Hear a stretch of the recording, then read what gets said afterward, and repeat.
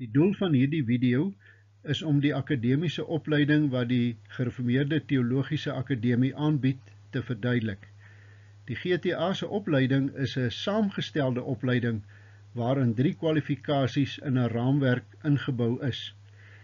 Die totale opleiding strek oor 5 jaar, waarna die studente van die Gereformeerde Kerke in Suid-Afrika 'n 6de jaar doen, wat deur die GKSA se teologiese skool aangebied word. Die leereenhede van die Gereformeerde Theologiese Akademie word in Afrikaans en Engels aangebied. Die eerste jaar is bedoel om aan alle studente wat teologie wil studeer 'n stewige fondament te gee vir hulle studie in die Bybelse en kerklike vakke, sowel as om 'n basis te lê in lees- en skryfvaardighede wat spesifiek in die teologie nodig is. Aan die einde van hierdie kursus ontvang die suksesvolle studente 'n sertifikaat in gereformeerde teologie. Hierdie studieeenhede is egter ook individueel beskikbaar vir enige persoon wat hom of haar wil verryk in hulle geloof, of hulle beter wil toerus vir hulle diens in hulle gemeentes of in hulle beroepe. Hulle ontvang 'n sertifikaat vir elke leereenheid wat suksesvol geslaag word. Hierdie kursus bestaan in 2025 uit 10 kort leerprogramme, maar sal heel waarskynlik in 2026 uitgebrei word na 12 kort leerprogramme.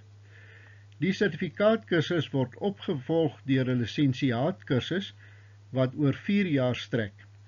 Hierdie lisensiaat bestaan ook uit kort leerprogramme wat deur die GTA ontwikkel word en deur dosente aangebied word wat deur die kuratore van die Gereformeerde Kerke in Suid-Afrika beroep of aangewys word. Hierdie lisensiaat bestaan uit 26 leereenhede. Gelyklopend met die lisensiaat word die studente vanaf hulle 3de jaar by die GTA ingeskryf vir 'n MA graad in teologie by Puritan Reformed Theological Seminary in Amerika. PRTS bied 50% van die leereenhede van die MA in teologie aan. Die GTA het volledige insaag in hierdie 11 kursusse en van die GKSA dosente kan ook hierdie kursusse aanbied.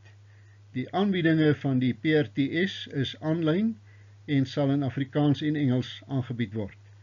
Die oorige 50% van die MA se leereenhede word deur die GTA ontwikkel en aangebied deur dosente wat die kuratore van die Gereformeerde Kerke in Suid-Afrika beroep of aanwys.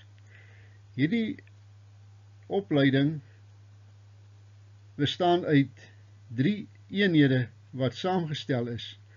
Hulle is onlosmaaklik aan mekaar verbind in een opleidingsraamwerk.